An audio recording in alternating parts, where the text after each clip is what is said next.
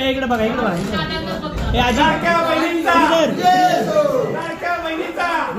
बारामतीचा एकत्व अजितदादा अजितदादा एकत्वानं अजितदादा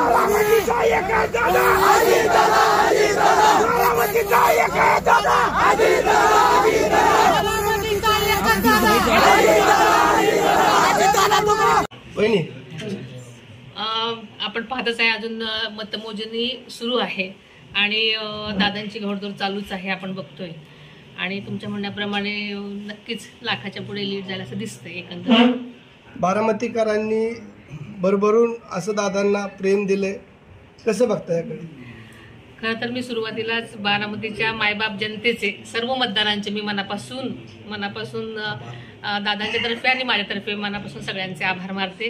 त्यांनी नेहमीप्रमाणेच दादांच्या पाठीशी खंबीरपणे उभं राहण्याची भूमिका घेतली आणि दाखवून दिलं की बारामती हे दादांचं कुटुंब आहे खरं तर खऱ्या अर्थानं। अजितदादांना थोड्याच वेळापूर्वी अमित शहांचा देखील फोन आला होता, अशी काय चर्चा झाली का आता? म्हणजे एकंदरीत जी स्वप्न बारामतीकरांचं आहे ती पूर्ण होईल?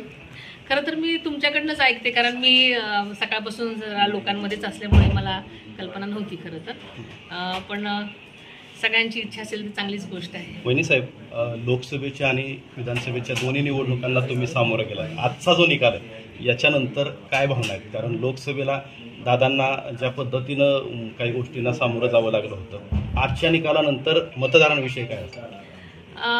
मतदार राजा शहाणा आहे, आपल्याला माहिती आहे की खूप हुशार आहे आणि दादांचं काम जे होतं पहिल्यापासूनच म्हणजे विधानसभेचा प्रचार करायला सुरुवात केल्यापासूनच बारामतीचा प्रत्येक मतदाराला माहिती होतं की दादांनी केलेल्या कामाचा प्रत्यक्ष अप्रत्यक्ष त्यांच्या जीवनावर झालेला प्रतिसाद म्हणजे जो परिणाम आहे तो प्रत्येक जण बोलून दाखवत होता आणि प्रत्येक जण म्हणत होतं की आम्ही दादांच्याच पाठीशी खंबीरपणे उभं राहणार आहोत।